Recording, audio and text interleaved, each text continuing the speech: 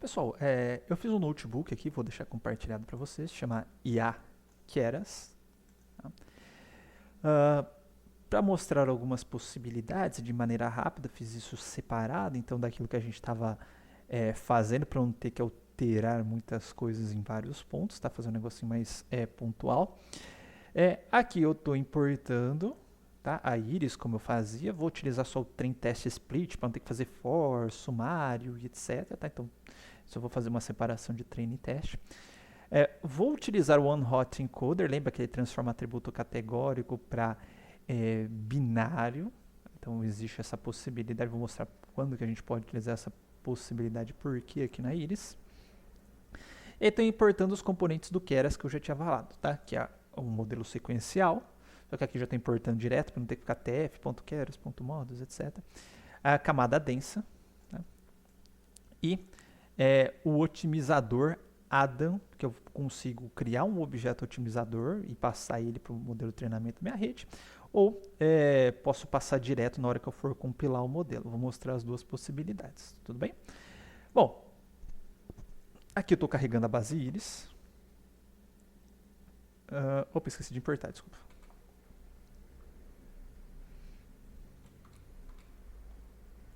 Tá? Por enquanto, tá? O meu y, eu estou colocando esse y underline aqui, tá? Porque o que eu quero mostrar para vocês, tá? É que o TensorFlow, nesse y dele aí, tá?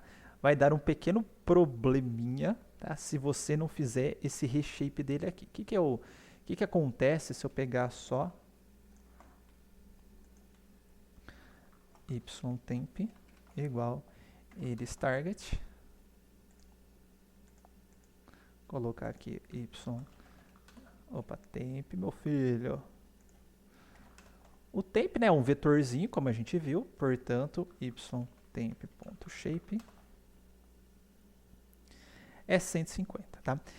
Isso vai dar um pequeno probleminha de compatibilidade com o TensorFlow, porque o TensorFlow espera que esse y, tá, ele possa ser uma matriz, certo? Mas como assim esse y possa ser uma matriz? Porque uma das formas de codificação de categoria para o TensorFlow é a seguinte, é essa do OneHot Encoder, tá? Então, eu vou fazer, para mostrar o OneHot Encoder, eu vou fazer o seguinte, ó. Eu vou fazer esse y'.reshape-1, né? Só para mostrar. Opa, eu não rodei, né, meu filho? Agora sim. Tá? Eu dei basicamente um reshape nele de forma que cada elemento, de forma a criar uma matriz 2x2, né? Desculpa. De forma a criar uma matriz, certo? O número de rótulos com uma dimensão ali, que seria justamente o meu rótulo. Tá? Se eu colocar aqui o y_shape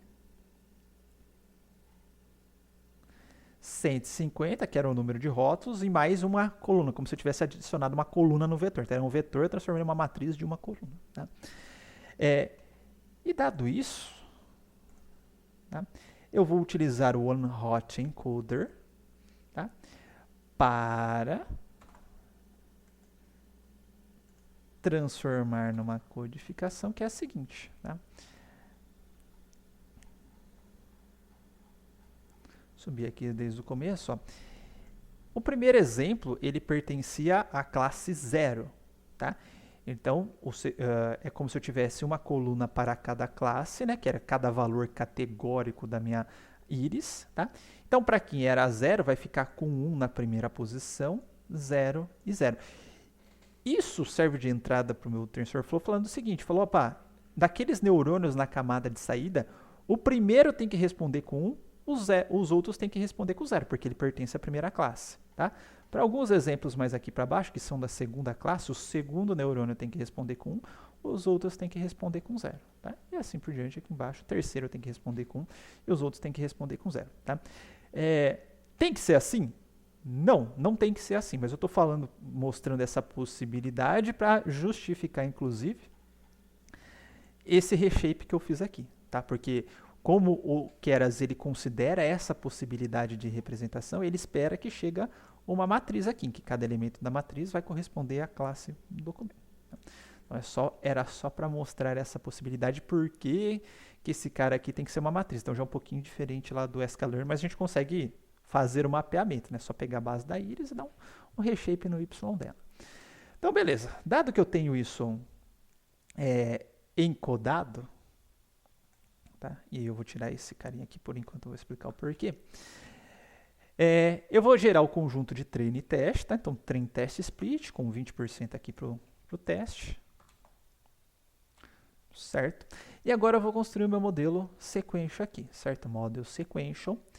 Vou adicionando as camadas. Na primeira camada, eu tenho que colocar qual que é o shape de entrada, qual que é a dimensão de entrada. Como a íris ela tem 4 atributos, tá?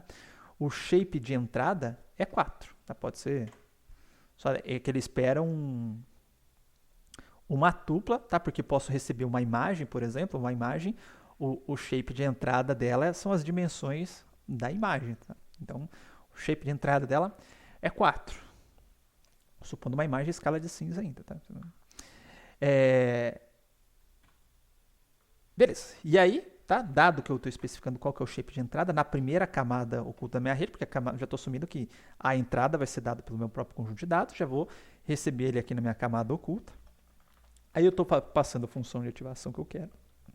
Pode ser qualquer uma daquelas que a gente viu na sala. E o name, isso daqui é opcional, tá? Não precisa disso daqui, mas só para a gente conseguir ver depois no modelinho cada uma das camadas. Aqui, eu adicionei outra camada com outro nome, também com 10 neurônios. Tá? E por final, a camada de saída, como são 3 classes, tá? O número de unidades é igual a 3. O activation, aqui eu coloquei o softmax para sair as probabilidades para pertencerem a cada uma das classes. Tá?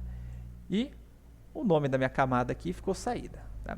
Beleza. Além disso, eu criei um ADA em um dos parâmetros do ADA, que ele já tem vários parâmetros padrão, é esse. Tá? Então, LR igual 0.01. Aí você fala, pô, eu quero o SGD. Tá? Você pode criar um objeto SGD, ou simplesmente aqui, você pode passar no... Se vocês colocarem aqui um Ctrl espaço.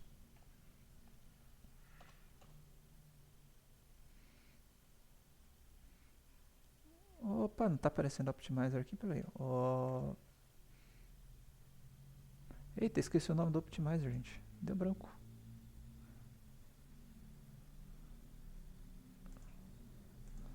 Optimizer ou eu tô ficando doido?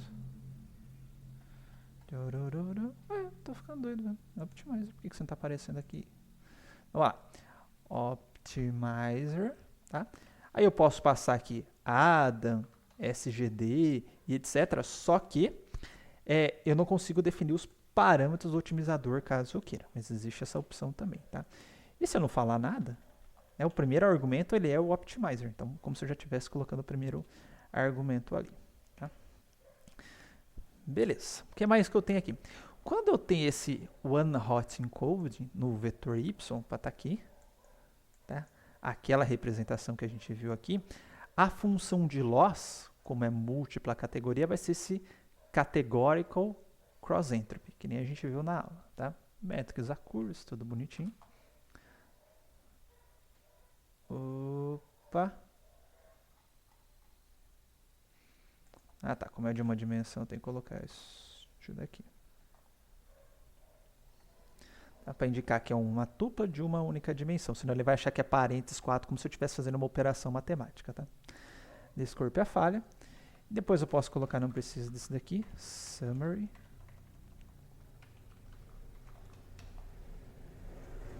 Tá? Que é o seguinte, ele faz um sumário da minha rede, o que tem cada...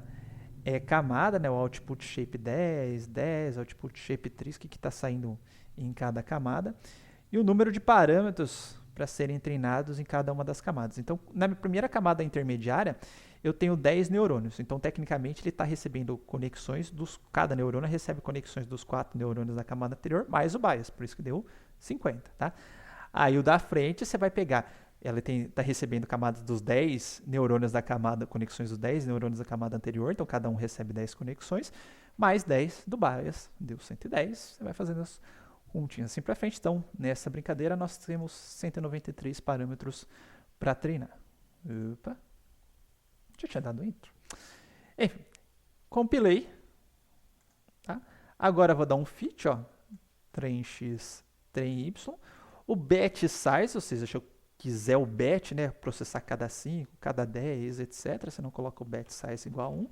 O epochs é o número máximo de épocas, tá? Então isso pensando na maneira mais básica,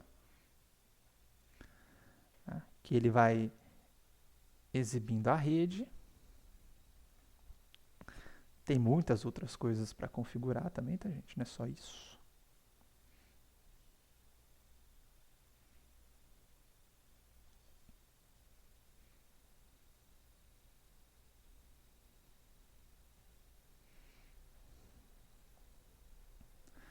Tá?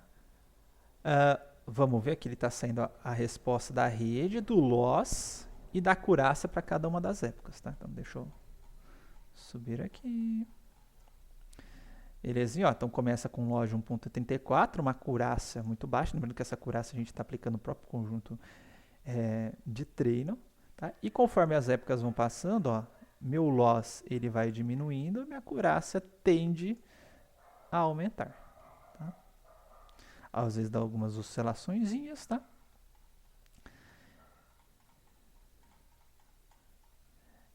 E no final, temos aqui com uma acurácia final de 0,96, etc. E é só a gente avaliar. Eu posso aplicar, vou chamar aquelas funções do metrics lá, o accuracy, o F1, o recall e etc. Tá? Dentro do próprio modelo, ele já faz esse teste com base na acurácia, vai gerar acurácia para a gente. Tá? Então já posso passar direto qual que é o x-teste e o teste y. Tá? Ou posso utilizar qualquer um daqueles modelos, utilizando o resultado da predição desse modelo. Então a gente dava um predict teste x, ele vai gerar um vetor de predições para a gente, e a gente vai aplicar isso no accuracy, no F1, no recall e etc. Tá?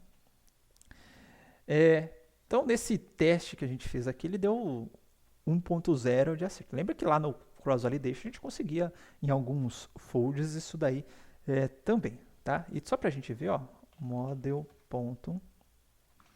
Tá? A gente tem o predict teste. Opa, text. Tá? Só que esse predict, tá? Ele vai responder com a probabilidade para cada uma das classes.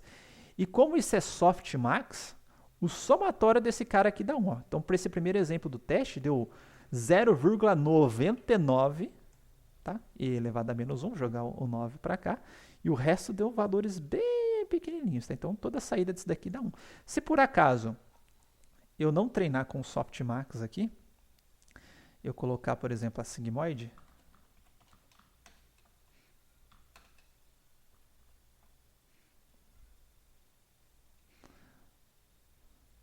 resultado obviamente pode ser diferente, que ele já está com os treinos da modelo da rede. Eu não reiniciei a minha... não, reiniciei minha rede sim. Mas devido à inicialização pode dar um pezinho um pouco diferente. Podia ter colocado só até 100, né, meu filho?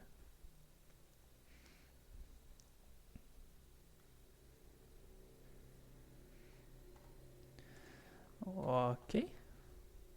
Tá? Continuo dando o teste 1, só que o que vai acontecer na hora de eu predizer? Tá? Não necessariamente a soma desses caras aqui vai dar 1. É só o resultado da função sigmoide. Pegou o estímulo que está chegando, multiplicou pela sigmoide e vai dar o resultado. Tá? Eu tenho aqui também o predict classes. Eu vou passar o teste x, desculpa, teste x. Tá? Agora sim ele já vai cuspir cada uma das classes. Então, na verdade, o que eu tenho que passar lá para o meu accuracy, etc., é esse vetorzinho para fazer a comparação. Ok? Então é isso. E outra coisa, tá? Se por acaso eu não fizer o one-hot encoder, tá? Não converter a saída, o y, para o formato one-hot encoder, então só vou ter essa situação aqui, né? Vou colocar aqui o y underline. Certo? Eu posso continuar usando esse treino, só que aqui eu vou ter que mudar para o Sparse Categorical Cross Entropy. Tá? No sentido, tipo, isso tá a codificação esparsa com codificação compacta. Tá? Então, vamos treinar.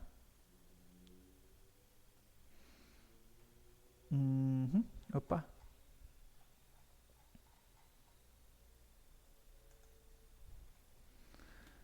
Deixa eu carregar de novo. Y. Ah, tá, pera aí. Marquei. Aqui eu tenho que passar o Y. Eu podia ter feito Y igual Y', né? Só besta. Tá? Aí ele vai treinar tudo bonitinho novamente, tá? Então é o que muda. Mas de qualquer forma, aqui tem que chegar no meu Y, ele tem que ser uma matriz, tá? Para funcionar. Só para falar isso para vocês, que pode ser o one hot encode. Ou aqui que nesse caso aqui ele já vai fazer por debaixo dos panos a mesma coisa que o one hot encode está fazendo.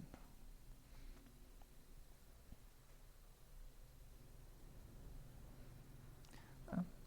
Vamos rodar de novo para ver se agora dá um resultado um pouquinho diferente. Ó, numa das iterações, não é por causa que eu peguei o sparse, não, tá, gente? Mas por conta das inicializações da rede, tá?